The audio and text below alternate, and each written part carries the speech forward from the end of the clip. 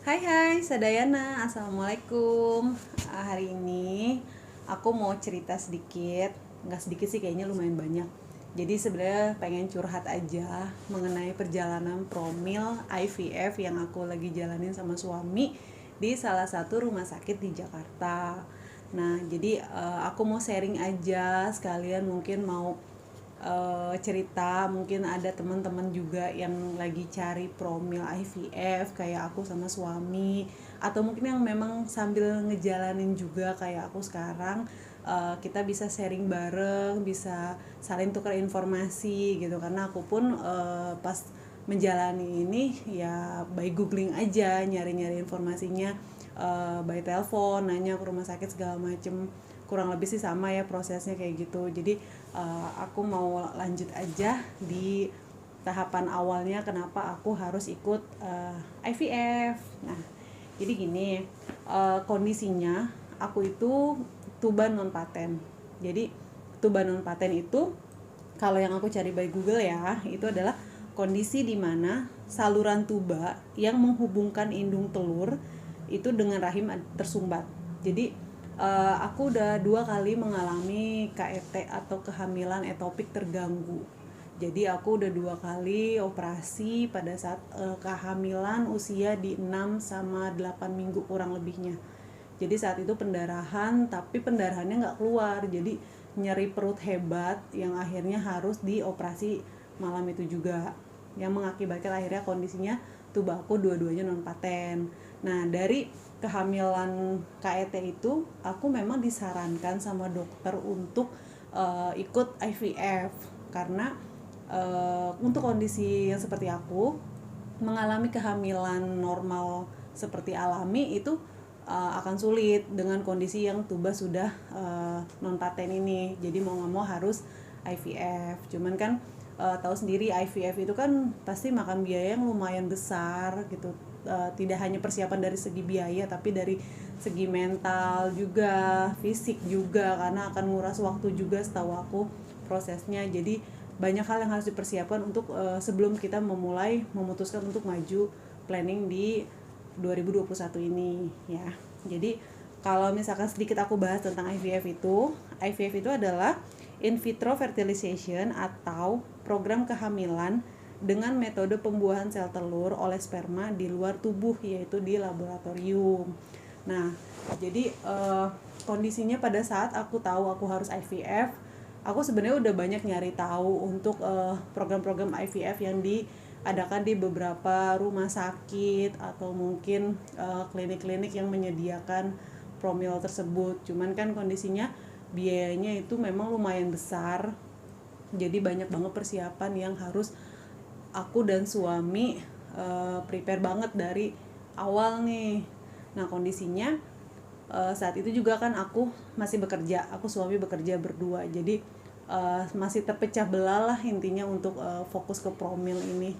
Cuman ada di satu kondisi di tahun 2020, akhir tahun kemarin di bulan Desember tepatnya, aku ada kena PHK dari perusahaan ya, karena COVID juga kan. Jadi aku udah nggak kerja per 7 Desember kemarin. Akhirnya aku ngomong sama suami, kita ngobrol banyak untuk gimana nih ke depannya gitu kan, dengan kondisi pernikahan kami yang udah mau jalan 8 tahun tapi kami belum bisa dikaruniai keturunan. Akhirnya kami berpikir apakah ini jalan yang tepat untuk kita maju ke promil IVF. Akhirnya aku mulai gencar lagi nih nyari-nyari tentang promil IVF. Nah, di bulan Desember itu aku udah mulai cari-cari via Google, via Instagram, program-program IVF itu di mana-mana. Jadi waktu itu aku pernah nanya juga di Rumah Sakit Harapan Kita di bulan Desember. Saat itu aku DM kalau nggak salah atau SMS, aku nanya, aku cerita dengan kondisi aku. Nah, itu rinciannya kurang lebih ada di angka sekitar 100 jutaan. Saat itu aku masih nyari tahu dulu, belum yang oke fix kemana gitu, belum. Terus aku juga pernah nanya ke Morula karena kebetulan di sekitar akhir Juli 2020 itu aku sempat sekali ngecek ke Rumah Sakit Permata Ibu di Ciledug. Nah, itu kebetulan dokternya adalah dokter Morula yang di Rumah Sakit Betsaida Gading Serpong, Tangerang. Itu waktu itu rekomendasi dari temen aku. Nah waktu itu sempat dicek, waktu itu aku pemeriksaan histeroskopi untuk ngecek saluran telurnya sama pengecekan rahim segala macem untuk dilihat dengan kondisi aku yang udah pernah 2 kali KET. Nah dokter sih bilang waktu itu dengan dokter Wisnu bilang sih kondisinya udah oke, udah siap untuk IVF. Karena kan memang kendalanya hanya di tubanya aja, di tuba yang sudah non paten ini. Cuman paling kita kasih ke space 1 bulan setelah pemeriksaan itu, bulan depannya sebenarnya udah bisa maju kalau misalkan mau. Cuman saat itu aku juga nanya sekitar rincian biayanya. Waktu itu DM ke Morulanya. Di Morula juga dapat angka di sekitar 99 jutaan kurang lebihnya tahun 2020 itu ya. Nah aku juga udah ngomong sama dokter Wisnu saat itu belum bisa memutuskan apakah beneran bisa maju, karena kan kita terkendala biaya juga yang aku pikir dengan rincian seperti itu nggak akan habis pas segitu nih. Aku harus ada spare lebih yang harus aku persiapan sama suami, karena kan takutnya kita udah jalan terus tiba-tiba mandek karena biaya, kan sayang gitu loh, karena ini kan program-program mahal dan program yang memang benar-benar harus dipersiapkan sebaik mungkin kalau menurut aku sama suami. Akhirnya kita sempat mandek di bulan Desember itu setelah nyari-nyari, karena kita lihat dananya kayaknya kita belum ada nih kalau untuk sampai harus segitu gitu nominalnya. Alhamdulillah di sekitar bulan Januari aku ngecek lagi nih lewat Instagram. Waktu itu aku cuma ngecek di YPK Mandiri, terus juga di Bocah Indonesia, di Rumah Sakit Primaya di Tangerang, di Kebon Nanas kalau nggak salah dulu itu namanya Rumah Sakit Awal Bros ya. Nah kayak gitu. Jadi aku ada beberapa info yang aku dapat saat aku nyari-nyari tentang Promil IVF ini ya. Ini aku ada mau bacain beberapa by DM. Waktu itu aku dapat DM sama WA. Jadi kayak di Bocah Indonesia, itu di Bocah Indonesia dia menyediakan 3 paket. Paketnya itu ada yang paket hyper di angka 64.980.000. Kalau untuk di paket normonya di 74.970.000.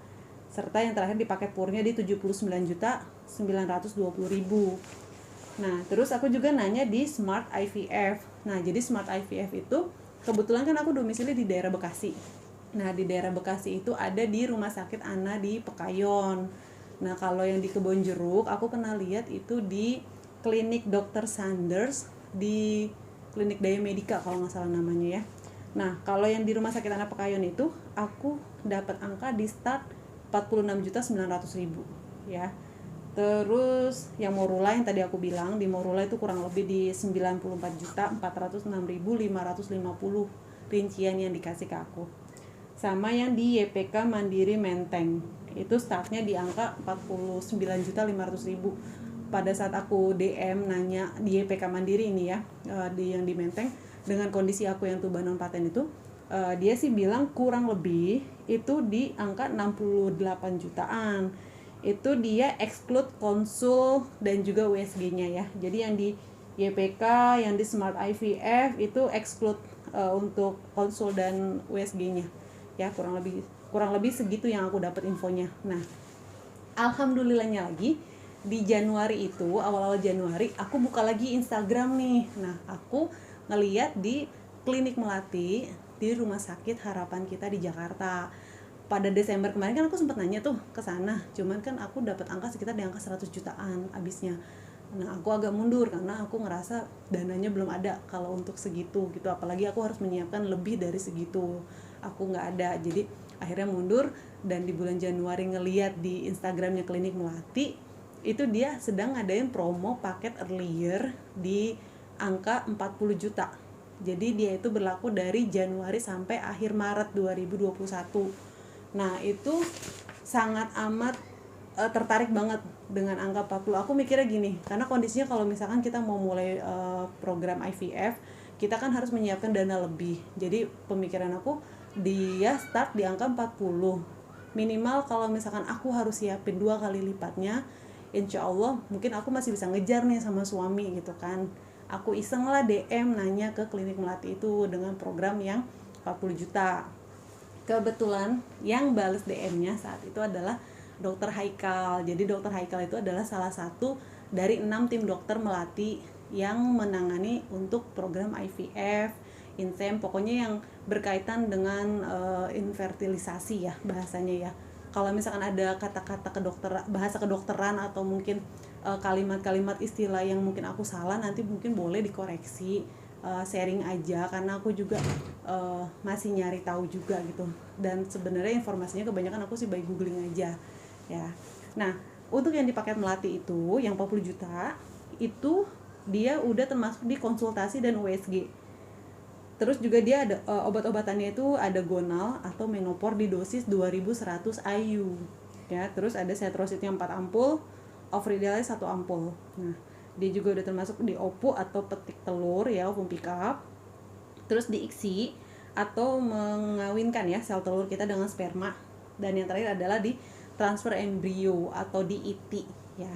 Nah, itu adalah yang include di 40 juta. Jadi memang ada biaya-biaya di luar yang 40 juta itu ya. Itu sih masuk akal, tapi menurut aku di angka 40 juta dengan paket yang udah disediakan yang tadi aku sebutin itu udah nilai lebih banget. Karena yang aku compare dengan paket-paket yang lain itu kan ada beberapa yang nggak termasuk dengan konsul dan USG. Jadi kalau aku sih ngeliatnya nilai lebihnya kan lumayan banget. Karena sekarang gini, rata-rata misalkan setiap kali kita konsul sama USG, dokter spesialis kebidanan kayak gitu kan, kurang lebih di angka 350.000 untuk jasa dokternya aja, belum untuk jasa USG-nya. Jasa USG-nya itu sekitar di angka 250.000. Katakanlah sekali kita konsul dan USG di angka 700.000 misalkan, itu di luar obat-obatan atau vitamin yang diresepkan ke kita. Nah, kalau misalkan kita konsul selama program IVF ini bisa sampai 10 kali, otomatis kita udah nge-spare lagi 7 juta untuk biaya itu aja, konsul dan USG di luar obat-obatan. Nah, jadi aku sama suami berusaha merincikan kira-kira nih apa aja sih yang dibutuhin sebelum aku mulai program dan pada saat aku sedang mulai program. Jadi biar aku lebih tahu kira-kira persiapan dananya tuh berapa yang harus aku siapin, kayak gitu ya kan.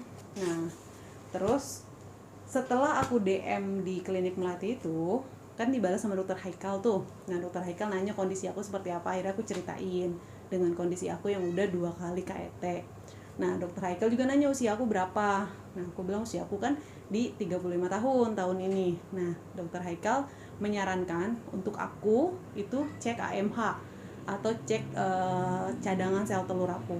Dan untuk suami disarankan untuk cek analisa sperma. Nah, dengan kondisi aku yang rumah di Bekasi, sedangkan aku harus ke Rumah Sakit Harapan Kita nanti kalau misalkan memang aku srek konsul ke sana, kan lumayan jaraknya. Jadi dokter Haikal menyarankan boleh aku dan suami pengecekan AMH serta spermanya itu di luar Rumah Sakit Harapan Kita. Jadi misalkan aku ke klinik Prodia atau mungkin ke rumah sakit mana aja yang menyediakan pengecekan itu, nanti hasilnya baru dibawa ke Rumah Sakit Harapan Kita untuk dikonsultasikan lebih lanjut. Akhirnya aku menyetujui, aku mulai tahapan itu. Saat itu aku pengecekan AMH-nya itu di Rumah Sakit Ana di Pekayon ya, dan suami pengecekan spermanya itu di klinik Prodia ya. Jadi setelah udah dapet, akhirnya aku putusin aku datang ke Rumah Sakit Harapan Kita untuk janjian sama dokter Haikal. Nah, kalau dari catatan aku saat itu aku analisa sperma itu di angka 560.000 di klinik Prodia Bekasi ya. Itu pengecekan aku di tanggal 8 Februari 2021 ya. Sedangkan untuk pengecekan AMH-nya aku itu di angka 900.000-an kalau nggak salah ya. Pengecekan AMH-nya itu nggak ada syaratnya sih. Kalau pengecekan AMH dia boleh dilakukan kapan aja setiap hari, tapi kalau untuk pengecekan analisa sperma dia ada syaratnya. Jadi minimal itu 3 hari sebelumnya puasa hubungan badan dulu suami istrinya. Terus pengecekannya itu diambilnya pagi hari, saat itu kita harus appointment dulu karena pengecekan sperma itu dilakukan memang tiap hari, cuman ada batasannya, misalkan maksimal hanya 3 pasien dalam seharinya. Jadi saat itu suami telepon dulu untuk appointment, kalau misalkan sudah oke, jadi kita datang ke sana terus pengecekan deh kayak gitu. Nah, jadi tadi kan aku cerita aku konsul awal waktu itu disarankan sama dokter Haikal untuk pengecekan analisa sperma sama aku pengecekan AMH-nya. Nah, jadi aku udah bikin appointment sama dokter Haikal saat itu.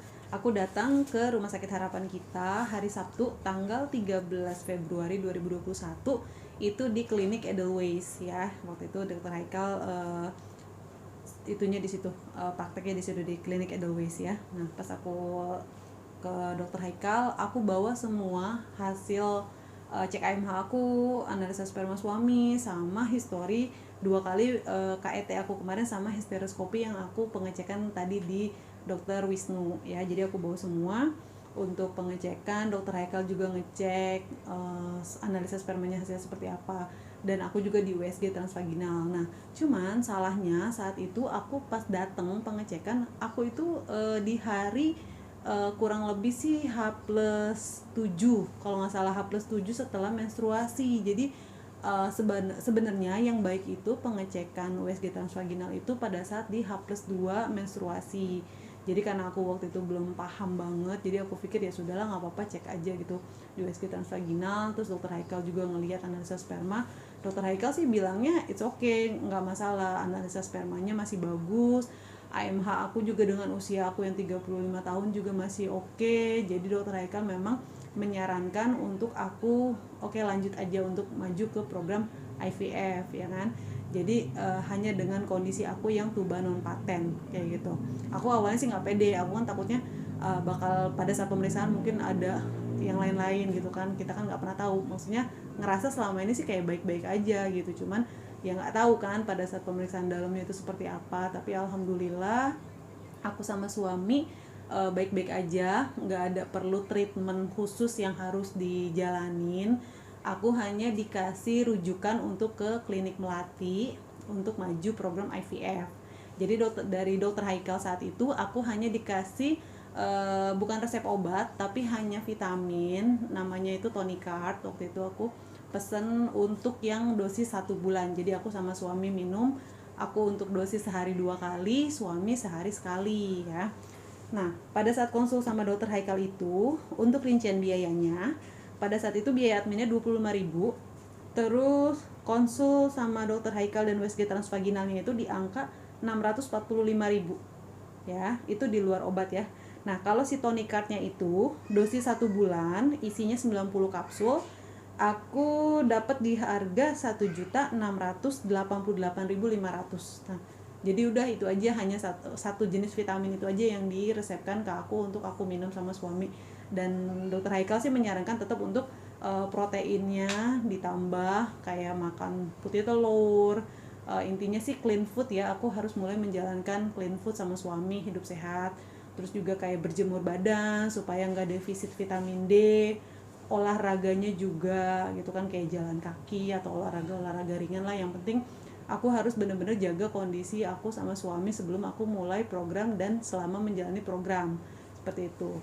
Nah, setelah ketemu sama dokter Haikal kan aku dikasih rujukan nih ke klinik Melati. Akhirnya aku dari Edelweiss itu aku ke klinik Melati. Saat itu aku ketemu sama Suster Eis, aku bawa surat rujukan yang dari dokter Haikal. Nah, saat itu aku pikir bisa langsung mulai programnya, karena kan aku nggak paham ya mulai programnya itu harusnya seperti apa. Jadi pada saat di klinik Melati itu Suster Eis menyarankan sama aku untuk mulai programnya di siklus menstruasi aku bulan berikutnya. Karena pada saat aku datang itu kan aku sudah selesai menstruasi sekitar di H+7 menstruasi. Jadi dia bilang kalau siklusnya itu dimulai pada saat H+2 menstruasi, untuk dilihat nih cek cadangan sel telur akunya gimana kayak gitu. Jadi saat itu aku belum ada pembayaran untuk yang paket promo 40 juta itu. Jadi aku baru dijelaskan aja kurang lebih dimulainya nanti pada saat H+2 menstruasi aku harus datang lagi untuk appointment, untuk dicek segala macam. Terus kalau misalkan memang dinyatakan sudah oke, baru nanti aku pembayaran untuk yang paket 40 juta dan juga dijelaskan untuk obat-obatan yang didapat segala macam. Nah, dokter Eis bukan dokter Eis, salah. Suster Eis juga menginformasikan saat itu bahwa paket yang 40 juta itu ada exclude-nya, dan aku juga sebenarnya udah paham, cuman lebih bagus lagi memang dijelaskan sama Suster Eis bahwa kita harus menyiapkan lebih dari 40 juta itu. Nah, saat itu sih Suster Eis bilangnya siapin 60 juta, kurang lebih 60 juta. Kalau megang 60 juta maju deh. Saat itu sih disarankan seperti itu, cuman aku juga kan jaga-jaga sama suami, takutnya di luar itu. Pokoknya buat teman-teman yang mau mulai program IVF, aku saranin banget kalau memang start di angka 40 misalkan, kalian minimal siapin 2 kali lipatnya deh.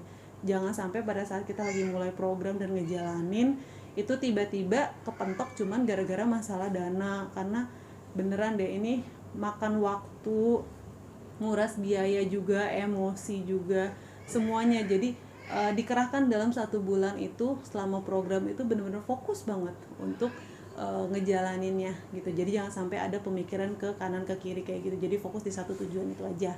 Nah, jadi untuk saat itu sih aku hanya disarankan kayak gitu aja sama Suster Ais, sama aja sarannya juga dari Dokter Haikal untuk masalah aku harus nambahin protein, olahraga segala macem.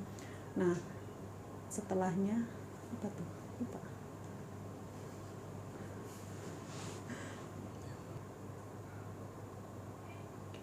Nah, jadi buat teman-teman, untuk saat ini videonya aku baru bisa informasiin itu dulu.